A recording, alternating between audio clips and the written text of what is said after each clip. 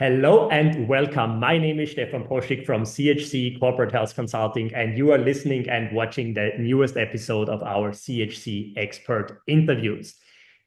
Today, I have a super interesting guest, and in my opinion, the topic he's talking about is one of the most important to become successful as an entrepreneur. Because without being able to sell your services or your products, nothing will happen in your company. And this is exactly where he is an absolute genius and has massive, massive experience. So hello and welcome, Roderick Jefferson. Please introduce yourself. First of all, Stephen, thanks so much for inviting me, and I really appreciate it. Now, the bar is really high by saying that I'm a genius. So, for the folks out there, remember, he's the one that said that, not me. No, in all seriousness, thank you so much. I've been looking forward to this one today and getting a chance to hang out with you and your audience and just share some best practices. Now, genius is a strong word, but I do have 30 years of sales experience. So I started out as a biz dev rep. I was out there on the phone dialing for dollars, getting hung up on a lot and starting to build that thick skin, right? So I did really well at the position. I got promoted into account executive, which I actually really loved because it gave me a chance to get to talk to a whole lot of different folks in different areas, industries, and verticals. So it broadened my understanding of business as well as selling. Did really well, went to President's Club a couple of times, and then got promoted to sales leader. And I turned it down and they thought I was nuts. But I realized early in my career that I loved the process of selling more than I did actually taking down big deals. So what I did was I went to my VP and I said, "Hey, what if I could do two things for you? One, I could use the same process that I used to go to President's Club, and I can get people kind of onboarded and ramped up faster.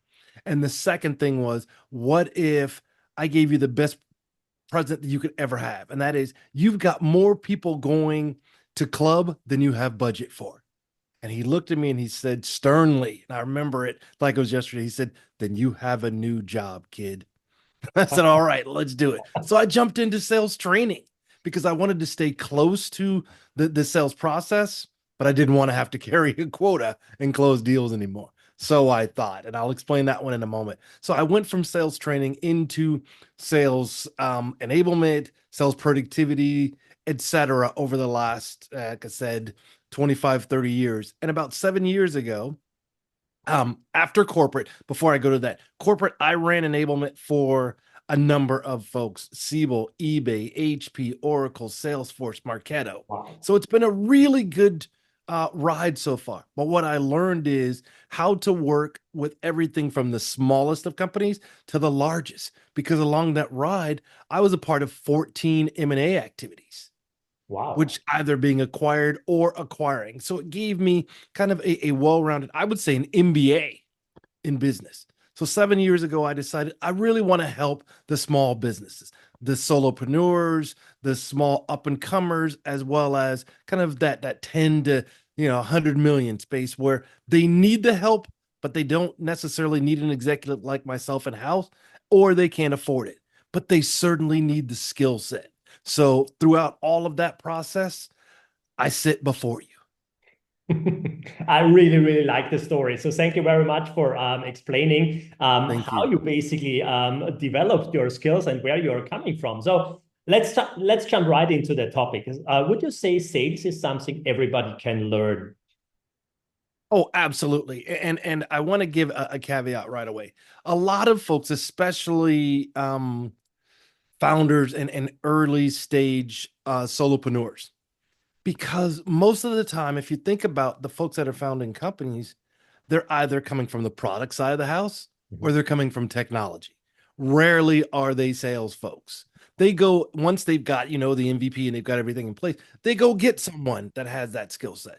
And I think that's actually a really smart move, because I'm a firm believer that you get the best of folks that can do things around you that you can't do.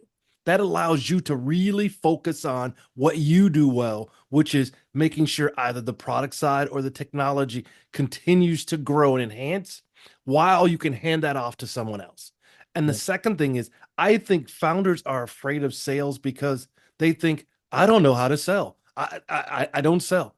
I'm going to change your mindset on things. Yeah. First of all, if you have a company, every single time you're talking to someone, whether it be another peer, you're talking to a prospect, or you're even talking to someone that could potentially acquire the company.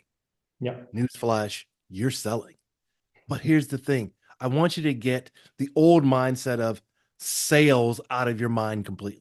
Sales says I have to give you something or you have to buy something from me. I win, you might win later. I Mhm. want you to stop thinking about selling and start thinking about helping. A different mindset. Everyone knows how to help and everyone knows how to talk about helping.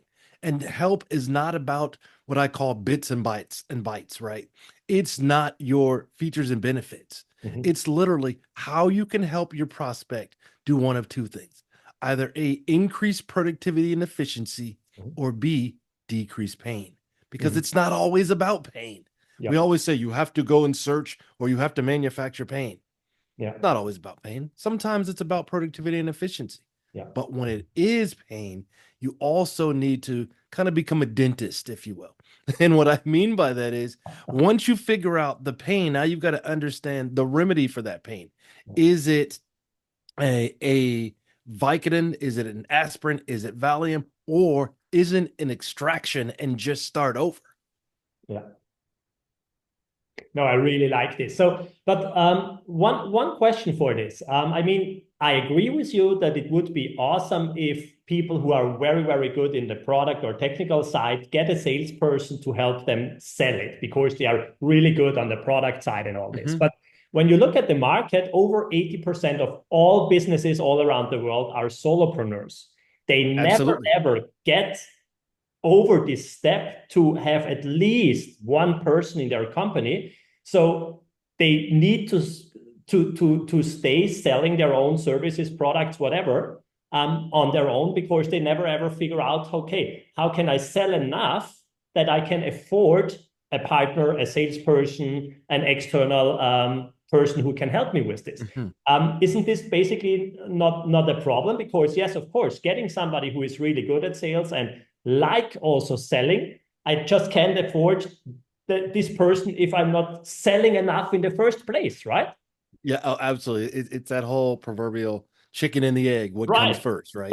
It's I've got to get sales to get the person, but I need the person to to help me sell. Yeah. Well, the upside is that there's another way you can go, and that is mentorship. You can connect yourself and partner with folks. There are folks that are literally fractional VPs of sales, and what I recommend doing is grab some hours here and there. Now, it may cost you a little bit in money, but what you're going to get from them is best practices. You're going to get potentially things like templates and processes. Then there's also some of what I do. I am a fractional go-to-market enablement leader. So Mhm. I'm looking at the entire process from the initial conversation, the messaging, the positioning, all the way through the cross sell and the upsell and the renewals of those. Mhm. But again, it's about building your ecosystem. Mhm. Just because you are a solopreneur doesn't mean that you have to be on an island. And I learned that early in my career, right? What I did was I got into a number of network groups. I got into the enablement tribe and environment because what they're doing is sharing best practices. Sometimes it's as simple as asking those questions and you may get 10, 15 different people that answer the question for you.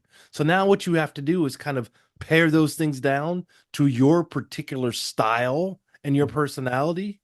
But either way, don't be afraid to get out there because and you asked me before we started, what's the most important thing about sales? Because without it, you have no business. You Yeah. have a really expensive hobby. Oh yeah, that's right. That's right. Yeah. So Roderick, would you recommend commission-based sales people to support solopreneurs? So really just commission-based, because this is something a lot of people are asking me in the one-on-one coachings, what we are doing, or also in our CHC Academy. Hey, I don't want to pay a salesperson. I can't afford a salesperson. Can I get a commission-only based salesperson? Would you recommend something like that, or is this? Oh, absolutely. Because no one has revenue to burn in hopes that things are going to work out for you, right? And you've heard me say it before. I believe hope is not a strategy, right? You've got to make sure I that there's like going to this be very much. thank you so much. You've got to make sure that there's an ROI in every activity. So Yeah, what I always recommend is go get a BDR or an SDR, a sales biz dev rep, right? yeah, That way, and make sure you're very clear that this of what the expectations are, but more importantly, what does success look like? yeah, So you've got some work to do on the front end before you can bring someone in, right? yeah, You've got to not just define your ICP or your ideal client profile. You've got to make sure that you work with this person to speak in their language about your particular services or offerings. yeah, That's important because if it feels generic, and we've all been sold, if it feels generic, guess what's going to happen to your close rates? They're just going to plummet, yeah, right? Or fall off the table. The other thing is you need to work with this person before they go out and start speaking on your behalf and do things like role plays with them, yeah, right? Walk through these scenarios and be prepared for a couple of things. Discovery and qualification is where I would spend the bulk of your time. And that is, what are the right questions? Who's the right person? What level? Why do they buy? What are they going to get out of buying from you specifically? yeah, Right. And there's one question that always gets left out, especially when it's early. And that is, we all talk about, we learn about their business, we go look at their 10K, their 10Q, all the things we do for the pre-meeting. But the one question they leave out is, so Mr. Mrs. Customer, what can we do for you personally by building a relationship with my company? Will it get you a promotion? Will it get you out of the doghouse? Will it get your name in lights? Will it yeah, get you a larger position in team? Because remember, people buy from people. yeah, But for some reason, that question, which is invaluable, always seems to get left out. yeah. I like this very much because I think very rare sales trainers or people on the internet who talk about sales mention this enough, in my opinion. So people buy from people, and okay, what can I do personally for you? Yeah, I mean that's the whole Absolutely. purpose. Why do I want to engage with Yeah. a company or with a service provider or whatever? I want to get out something for me, Oh, especially when absolutely. yeah, and that's the main reason. We are working with big corporations in our consulting service company at CHC, and even if we talk to the head of HR or to the CEO or CFO from a big corporation, yes, of course, they want to establish a project and make progress inside the company. But every time there is some personal stuff, they also want to accomplish with this program, this project, whatever. Yeah. And I think Absolutely. asking this question is super, super valuable. Yeah, Well, I totally agree with you. Yeah. because at the end of the day, like we said, people buy from people. Yeah. And especially today, no one has an opportunity to make a misstep that could cost them their career. Yeah. And Yeah. so the more you get to know the individual, the more they trust you, the more they start to rely on you, Mhm. the more they will buy from you. Yeah. Because if I don't trust you, I won't do business with you. If I don't do business with you, I don't buy from you. It's as simple as that. Correct. Right. Yeah. So, Correct. and the other thing, simple as sales is a very, very simple process. Yeah. Right. And everything goes perfect until we put humans in. I know. I get that part. Right. This will be then one of my next Oh, questions, actually. Yeah.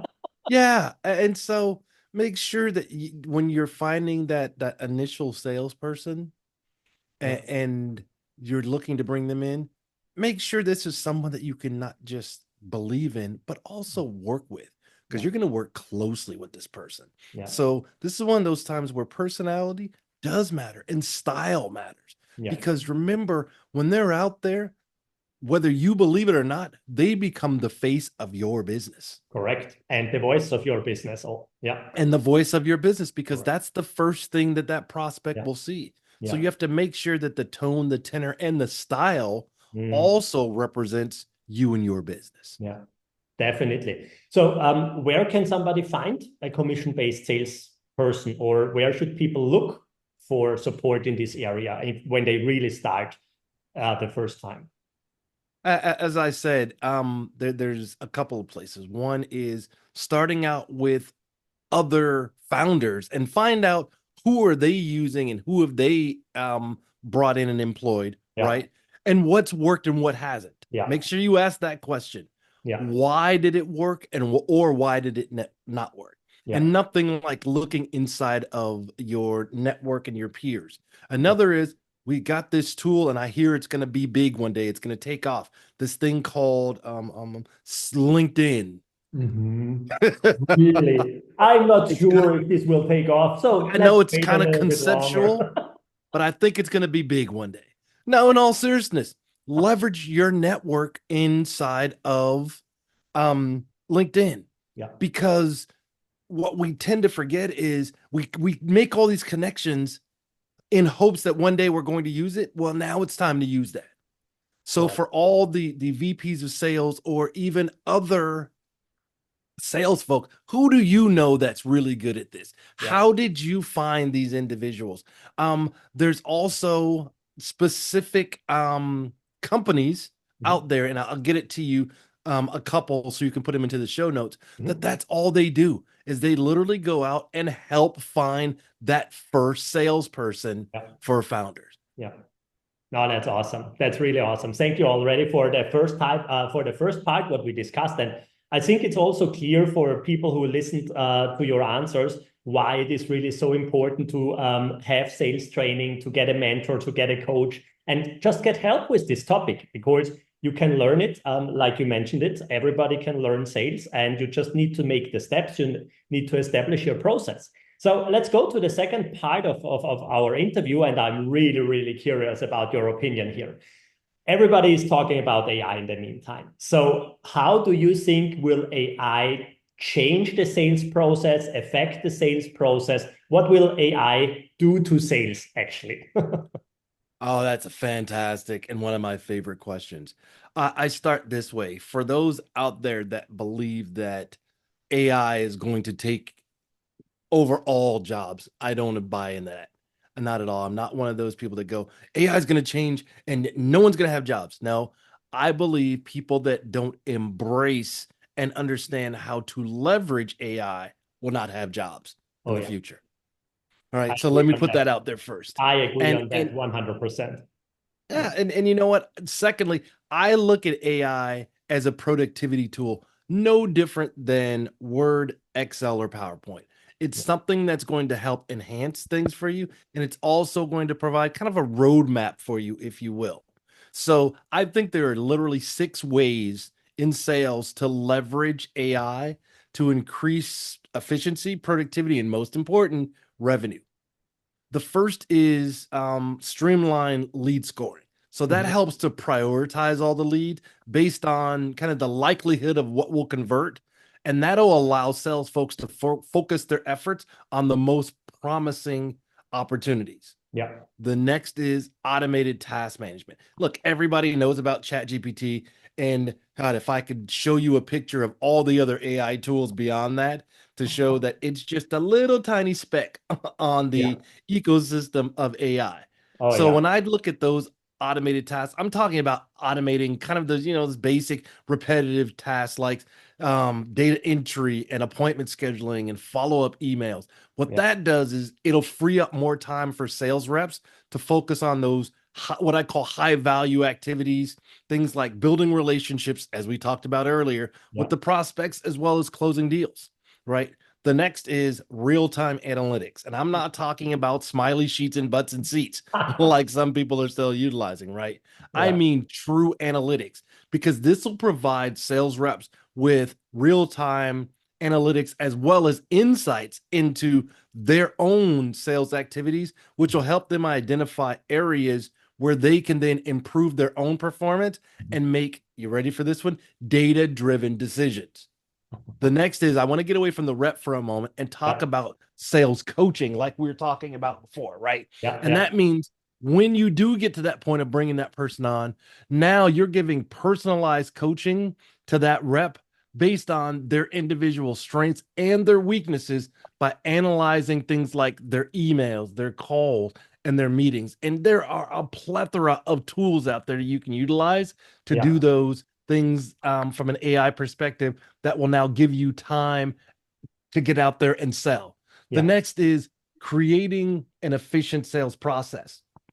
Now, that one begins, believe it or not, with the buyer's journey. And that's the problem. We've been so focused on sales stages, sales process, sales methodology, let's call it selling motion, that we forgot about the buyer.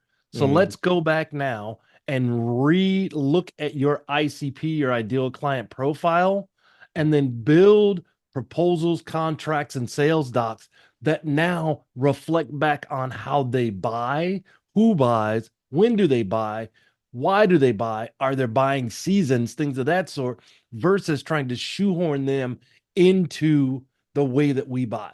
Because then by doing that, that'll allow that rep to spend more time selling by automating and streamlining all of your own processes. And then what that does is it'll reduce both the time and the effort that's required for them to actually close deals. Yeah. And then the final piece is automated customer communications. We all know about chatbots, right? And virtual assistants, but I don't know that they're being used to the best of their ability and maximizing those to allow them to handle basic, routine customer inquiries. And that now will free up both you and that salesperson to focus on those more complex and strategic tasks that will ensure that your customers become customers for life. Yeah. I really like this, and also the way you outlined this. So, Thank you. in my opinion, I 100% agree what you said. So AI is a tool, like you have a hammer or a screwdriver when you want to build something, actually, or how we basically use Excel or Word or PowerPoint. So Absolutely. I really, really like this, Thank and I think people should stop fighting AI, but basically think about, okay, how I can implement this and how I can use this to my advantage and make my life easier. Because all the 6 ways you basically just gave us is, okay, how can I free up more time to have a more personalized conversation with the really most important customers or most interesting leads and things like that, right? Absolutely. And this is also my personal opinion, that this will never be exchanged through AI, because this personal connection between human beings, this is something AI will not be possible to do. Yeah. So why not focus Remember, on people where buy from we people. yeah, Right? exactly. Why not focus basically back to the roots? Yeah. Why not focus more on where we as a human being are best at, and do all the automated stuff and the support stuff and all these other things with AI? Yeah. So I really, really like this. Because what So it comes down to, Stephan, is this: AI will give you content. It still requires a human to give context. yeah, that's a great, great, great saying. I love it. Thank you. Roderick, I could go on and on and on and on, but we are running out of time, and I really, really value your time. But let's tell our audience, if somebody wants to connect with you or have further questions, and I'm sure they will want to connect with you. How can they connect with you? What's the best way to reach out to you or to contact you or get help from you? Absolutely. I appreciate that. There are a number of ways. You can find me on LinkedIn at Roderick Jefferson. You can When it find is my company. finally something everybody knows about, right? So not yet, but for the future. It's good. Yeah, it's coming up. It's coming. It's going to be big. It's going to take off one Okay, day. let's try. Right? So yeah, you can find me at Roderick Jefferson on LinkedIn, at my company website at roderickjefferson.com. Also, you can find me on Instagram at Roderick_J_associates. And if you want to see more videos and learn more, you can also see more about this conversation and other things around selling on my YouTube channel at Roderick Jefferson. That's awesome. We will definitely link this also in the show notes so people can connect with you directly. Roderick, thank you so much for your time. I'm already learned a bunch of things. Even if I'm in business since over 23 years, I always learn something when I do interviews with this. And it was really a pleasure to talk to you about sales, and especially also how AI is going to affect this area. So thanks again for your time. And for all of you listeners out there, just connect with Roderick, connect with him, get in contact with him, and he can help you tremendously increase your sales. So thanks for that, and a lot of success for you guys. Thank you so much.